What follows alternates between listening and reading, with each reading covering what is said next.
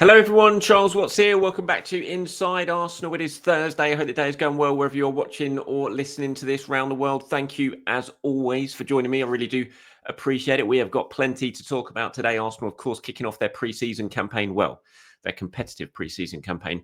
Anyway, yesterday against AC Milan, winning 1-0 in Singapore. Surprise, surprise, it was Bukayo Saka with the goal in that game. So we're going to look at that match, go over the big talking points from it, look at what Mikel Arteta had to say afterwards in his press conference. Some really encouraging performance from some players. Thought Zubimendi was excellent. Thought Max Dowman, wow, what a cameo from Max Dowman. Reece Nelson catching the eye late on as well. So we'll go over all of that, look at what some of you guys have been saying about the match. We'll talk about Viktor Gyokeres. Could be a big day today, according to the latest reports in Portugal. So we will look at what they are saying over there regarding this transfer that we're all waiting for now to be completed between Arsenal and Sporting over the Swedish striker. Mosquera as well, still waiting for Arsenal's announcement on him. That could well be coming today. I know I said that yesterday, but that was the plan. It didn't happen, which tends to happen a lot when it comes to Arsenal, but it could well be today. So we'll talk about him a little bit as well. So plenty for us to get stuck into. And let's start with Viktor Gyokeres. Now, if you're watching on YouTube, you can see the report that's come out this morning from Record over there, one of the big publications that's been following this transfer very, very closely. And they are saying that Gyokeres' transfer to Arsenal should be completed today.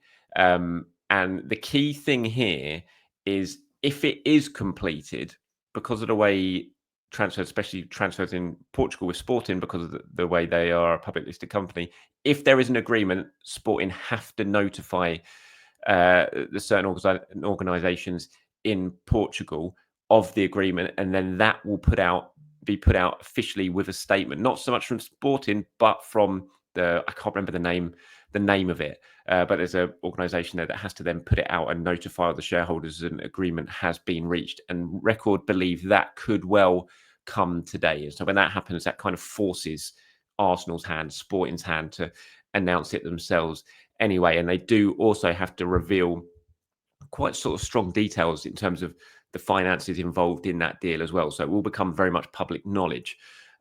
So that's a very, very interesting development. At the moment, he has not been given permission by all accounts. Certainly at the time of recording this, it might well have happened by the time you're watching it or listening to it, been given permission to fly for his medical yet. It looks like he's going to be flying to London rather than straight to Singapore to complete a few things and then heading over to Singapore to either undergo his medical there. I don't know if it's going to be over here or over there, and link up with the team. I'm still, from what I understand, the sort of Hong Kong section of the tour is still probably the most likely when it comes to us really sort of seeing our first glimpse of Viktor Gyokeres as an Arsenal player. And with this transfer, you're always a bit sort of reluctant to go this far because of the way things have gone so far. But if everything goes to plan, then the Hong Kong section of the tour is the most likely time that we see Viktor Gyokeres in an Arsenal shirt. But the good thing is that it finally appears, people, that we are coming to the end of this saga. And it has been a saga. It's certainly turned into a saga, no doubt about that. But it looks like we are coming to the end, and we could well get a report, a public statement today that Viktor Gyokeres, well, that Arsenal and Sporting have come to an agreement over Viktor Gyokeres, which of course will be a fantastic day. And then it's not going to take much longer. I think he's in Mallorca at the moment. The Record, it made me laugh in this report that you're reading here from on screen from Record, even listed the fact that he went to see the dentist yesterday. That was how detailed it was. Apparently he was in Mallorca and he's gone to see a dentist yesterday as he waits for this move to go through. But it could be a big day, people, when it comes to Viktor Gyokeres and Arsenal. So fingers crossed that all happens. When it comes to Christian Mosquera, again, this could be a big day for him. Yesterday was originally going to be a big day for him. I do wonder if the only reason Arsenal didn't actually announce it yesterday, because he was at the game yesterday. I know he was at the game. He watched it from the stands, definitely. And he's with the squad over in Singapore. I do wonder if the only reason they didn't announce it was because there was a match on. And maybe they just thought, you know what, this is going to be a bit of a content overload, and there's all the match stuff going on. We've got to do all the live reporting from that, do all the post-match stuff. It's just going to get a little bit sort of swallowed up if we announce Mosquera yesterday. So it might well be that they've just decided to put it back to today, where it's basically a free day content-wise, and it can be his day, basically. So it's just not going to be all sort of swallowed up by match coverage and all stuff like that. So we're still waiting for the official announcement on Mosquera, but I do believe that will come today, or certainly the plan is that it is going to come today. So yeah, hopefully we get some good content from him in terms of the interview, which we know he's already done because we've already seen the picture, see what he's had to say, and then we might even start seeing him in training and all that sort of stuff. So Gyokeres, very, very close. Mosquera, done, just waiting the announcement. And then, yeah, on to sales, I would say, when it comes to Arsenal's transfer business right now. Okay, let's talk about yesterday's match, shall we? How good was it to see the players back in action yesterday? I thought the kit looked pretty good, actually, on the players, as it tends to do. But yeah, I thought it looked pretty sharp yesterday. And I thought it was a good performance from Arsenal. It was 1-0. It could have been more. It should have been more. Got to say, fair play to that young AC Milan goalkeeper. I've forgotten his name now, who came on in the second half and was absolutely brilliant. Made a lot of great saves, kept the score down. Could have been far more. And you look at stats at the end of the game, I think it was 19 shots to Arsenal, 3 to AC Milan. It was quite a strong AC Milan side as well. So I thought Arsenal got to grips with it. After the first 20 minutes, when they're a little bit sloppy, sort of trying to find their groove. After that, I thought it was pretty much total domination from Arsenal. They looked pretty sharp. There was some good play, especially down that right-hand side. I thought Saka and Ben White, we know all about that relationship and how strong it is to Arsenal. But I thought those were the two sort of standout performers in that first half. They caused AC Milan all sorts of problems, even though they didn't find a way through. Got the goal pretty early in the second half. Saka, nice movement, good finish. Scuffed it a little bit, but it went in. That's all that matters. But it was all about the cross. Fair play. Jakub Kiwior, brilliant ball in from him. He's got such a good left foot, Kiwior. If it's either crosses like that or is pinging, 60-yard crossfield passes like we know he can do as well. It's a real weapon, that left foot of his. And you do look at the way Arsenal might look to play at times this season with Gyokeres and potentially Madueke as well, and do wonder if Kiwior's on the pitch, that could be a really good weapon for Arsenal to sort of take advantage of, that quality that he possesses when it comes to whipping in sort of long balls down the channels. But yeah, it was a brilliant ball from Kiwior, lovely finish from Saka. Like I said, it could have been more. The keeper made some really good saves, one really good one from Trossard, brilliant header from Marino. I still have no idea how the keeper saved that. Another good save from Reece Nelson, who I thought came on and looked really, really sharp in the second half as well. But at the end of the day, I thought it was a decent performance from Arsenal, given it was their first proper match of pre-season over there against a pretty strong AC Milan side. The way they absolutely sort of seized control of that game. And even in the second half, when they made all the changes, brought the youngsters on, they still continued to have that dominance in the game.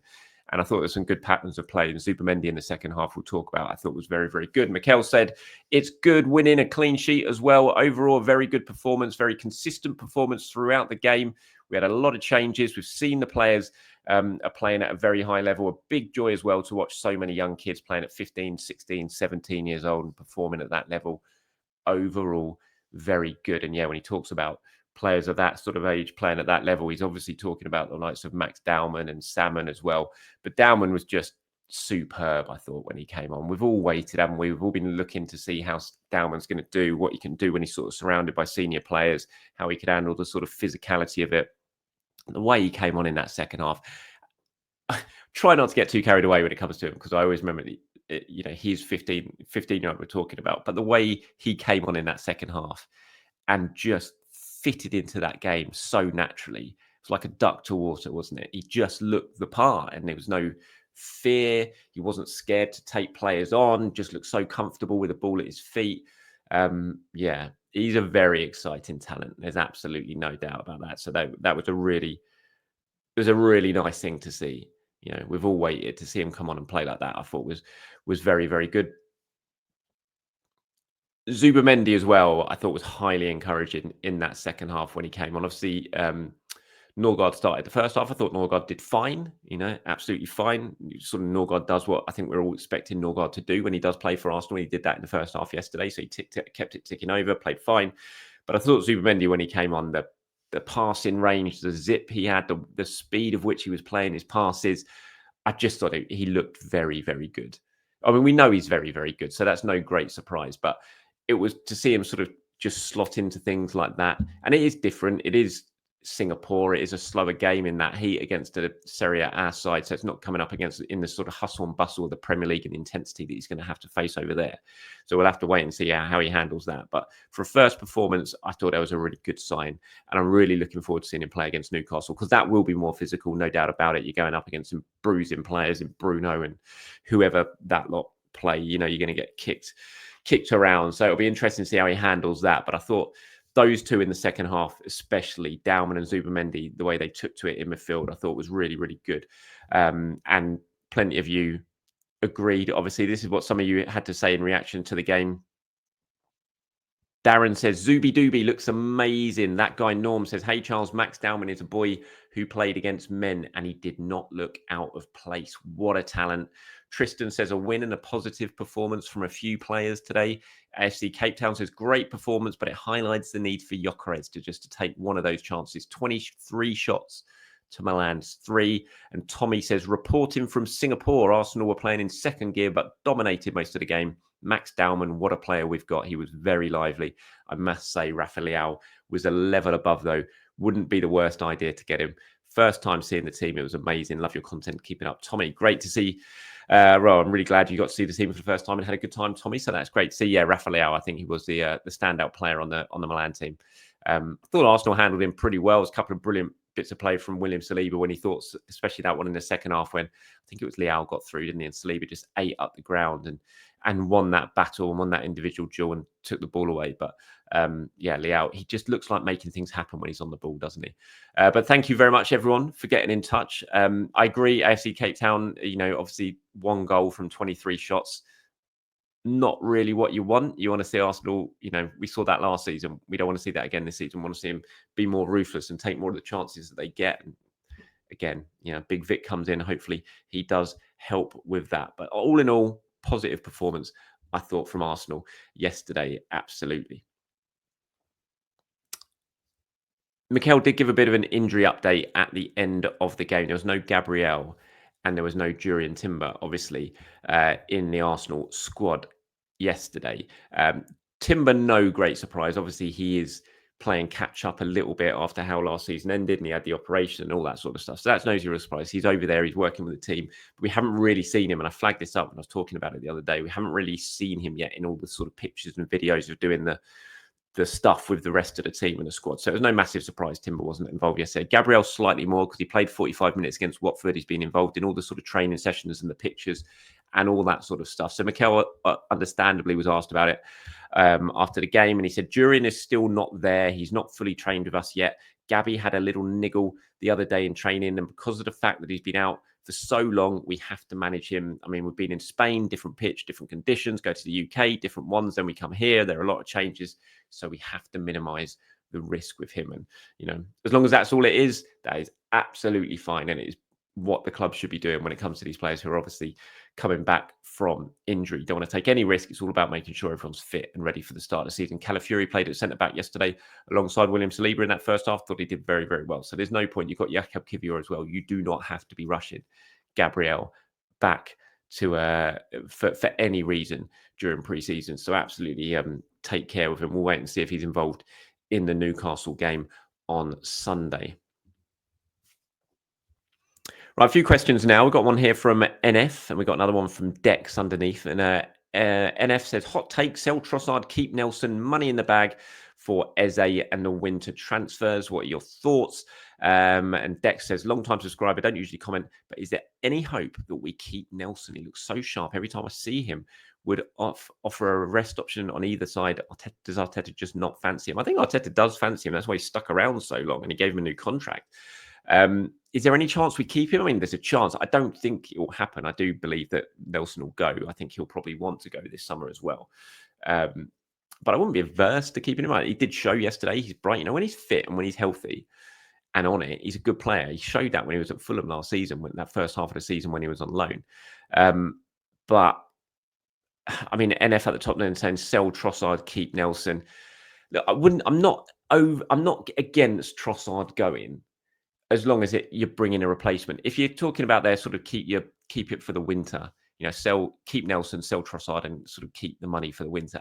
I'm not up for that. I have to say, I think the only way you sell Trossard this summer is if you're bringing someone in.